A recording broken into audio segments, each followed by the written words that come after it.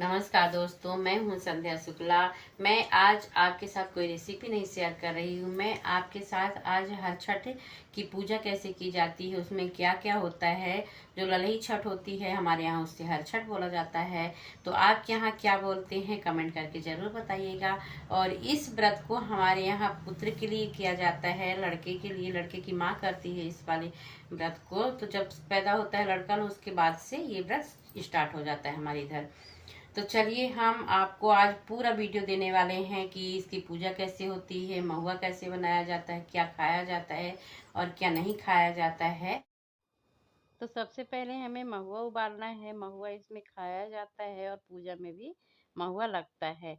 तो महुआ कैसे उबालते हैं इसे, और कितनी सीटी लगानी है और कैसे उबलता है, तो इसका वीडियो है मेरे चैनल पर, तो आप देख सकते हैं। तो महुआ उबालने के लिए हमने एक कुकर ले लिया है, इसमें हमें महुआ डाल करके और इसे अच्छे तरीके से उबाल लेना है। तो हमें इसमें पानी के अलावा कुछ भी नहीं डालना है, सिर्फ पानी ही डालना है। बाकी कुछ भी सामग्री नहीं डालना है। और पानी डाल करके ढक्कन लगा करके सीधे से गैस पे चढ़ा देना है। तो महुआ उबल जाने के बाद इसका ढक्कन खोल लेना है और इसे रख देना है थोड़ी देर ठंडा होने के लिए। तो जब तक हमारा महुआ ठंडा हो रहा है, जब तक हम चुकिया की तैयारी कर लेते हैं। तो ये लीजिए फ्रेंड्स, ये हमारी सास हैं, तो चुकिया को पानी में डुबो डुबो करके रख रही हैं। और ये कहीं कहीं ये जो बांस की वो होती है ना डलिया, वो पूजा जाता है, लेकिन हम लोग इस तरीके से चुकिया को पूजते हैं। तो अब मैं भी इसमें आ जाऊंगी और इसके बाद हम भी अपनी चुकिया को धो करके और इसमें हल्दी सिंदूर लगा करके रख देंगे। और इसके बाद इसमें महुआ डालेंगे और फिर इसके महुआ के ऊपर दही डालेंगे। कहीं कहीं शकंजा भी डाला जाता है, लेकिन और ये नॉर्मल दही नहीं होता है, ये पड़े की माँ का होता है। पड़े की माँ का दूध लगता है इसमें, तो वही वाला दूध लेकर के आते हैं। तो उसी को मैं जमा लेती हूँ 1-2 दिन पहले। और इसके बाद थोड़ा सा हम लोग फसही लेंगे, और इसमें गुड़ वगैरह नहीं लगता है, फसही और घी। तो घी भी पड़े की माँ का होता है, भैंस का। तो वो दोनों हम इकट्ठा करके रख लेंगे। तो ये अब हम पूजा करने के लिए बैठ गए हैं। तो हमारी सास हमारे साथ पूजा करती हैं। तो क्योंकि हमारे साथ में ही रहती है हमारी सास, तो अभी इतनी बुजुर्ग हो गई है ना, फिर भी व्रत रखती हैं वो ललई छठ का। और अब हम लोग पूजा करने के लिए बैठ गए हैं। और सर मैं इसलिए ढकी हूँ क्योंकि हमारे ससुर सामने बैठे हुए हैं। हमारे ससुर पंडित हैं, तो वो उनको आदत है सब कुछ बताने की कि क्या पूजा करना है, कैसे करना है, क्या चढ़ाना है। तो वो उधर से बता रहे हैं और हम लोग कर रहे हैं इधर पूजा। तो ललई छठ की बहुत सारी कहानियां हैं। ललई छठ कैसे शुरू हुआ, कहाँ से स्टार्ट हुआ, तो इसकी बहुत सारी कहानियां हैं। लेकिन इसमें से एक कहानी ऐसी है जो कि मैं बचपन से सुनते हुए आ रही हूँ मेरी मम्मी दादी से। तो वही वाली कहानी आपको आज मैं सुनाने जा रही हूँ। एक गांव में एक बूढ़ी अम्मा रहती थी और उसके साथ उसका बेटा रहता था। और उसका बेटा राजा के घर में काम किया करता था, लेकिन थोड़ा सा आलसी इंसान था, ज्यादा उससे काम वाम नहीं होया करता था। और वो लोग बहुत गरीब थे। बूढ़ी अम्मा कहीं इधर से कहीं उधर से भीख मांग मांग करके अपना गुजारा किया करती थी। उनके यहाँ खेती बाड़ी वगैरह कुछ भी नहीं था, बहुत ज्यादा गरीब थे। तो एक दिन राजा को बहुत गुस्सा आया उसके लड़के के ऊपर कि ये आलसी पना करता है, इसको हम खाना देते हैं और ये आलसी पना करते हैं। तो उसको उसने मरवा दिया। और वो हल षष्ठी का व्रत मतलब दिन था, हर छठ का दिन था, ललई छठ का। और उसी दिन उसने राजा ने उसके लड़के को मरवा करके और जंगल में फिकवा दिया।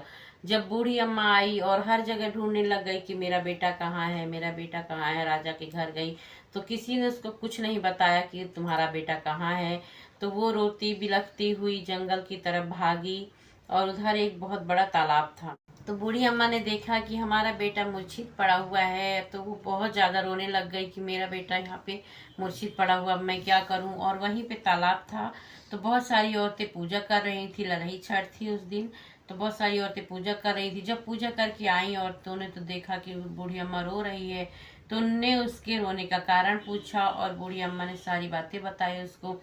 तो उन लोगों ने कहा कि आज ललई छठ है अम्मा, तो आज आप पूजा करो। तो किसी ने उसको महुआ के पत्ते दिए, किसी ने दही दिया, किसी ने चावल दिया फसही का, जो हल्का जो तब बोया हुआ नहीं होता है, और किसी ने महुआ दिया। ऐसे करके सारी सामग्री उसको दी और अम्मा को बताई सारी विधि कि इसको कैसे किया जाता है इस पूजा को। तो अम्मा ने फिर वही वाला पूरा पूजा करा अच्छे से। और उन लोगों ने बताया कि आज हल्का जोता बोया हुआ कुछ नहीं खाते हैं अम्मा, और पड़े की माँ का ही दूध और दही खाते हैं।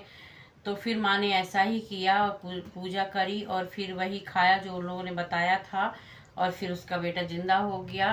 तो बहुत हंसी खुशी से रहने लग गए दोनों माँ बेटे, और बहुत ज्यादा उसके यहाँ धन हो गया, सब कुछ हो गया, और माँ बेटा बहुत बढ़िया से रहने लग गए। तो जैसे ललही छठ माता ने उसका बच्चा जीवित किया, तो उसी तरीके से सबके बेटे को सलामत रखे माता रानी, और माता रानी की जय हो। तो चलिए मैं आपको बताती हूँ कि इसमें क्या क्या चढ़ाया जाता है और कैसे इसकी पूजा की जाती है। तो ये हम लोग इस तरीके से यहाँ पे तालाब बनाते हैं। गांव में तो मिट्टी का तालाब बनाते हैं, खोद करके बढ़िया गड्ढा चारकोन का बना करके, और उसमें ये झूला जारी लगा दिया जाता है। लेकिन अब यहाँ पर ऐसी सुविधा नहीं है, तो इसलिए हम लोग इस तरीके से तगाड़ी में बनाते हैं। और ये जो तालाब बनता है तो ये औरतें नहीं बनाती हैं, इससे आदमी लोग बनाते हैं।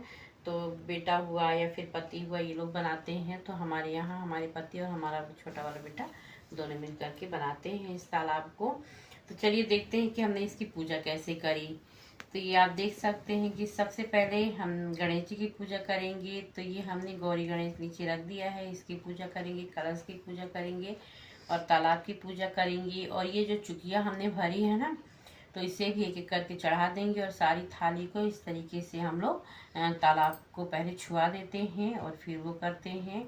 और गणेश जी को नहलाएंगे, फिर इसके बाद फूल चढ़ाते हैं, फिर फल चढ़ाते हैं, जो आपके पास सामग्री वो सब चढ़ाया जाता है।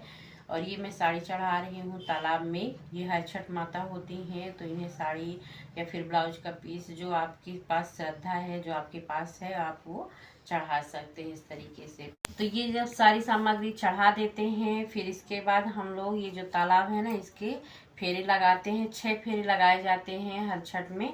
तो हम लोग लगाएंगे ये देख फसई के चावल और ये महुआ को लेकर के, और इसमें घी डाल देते हैं। तो ये घी होता है भैंस का, बड़े की माँ का दूध लगता है, और इसी का घी लगता है, और इसी का ही दही लगता है।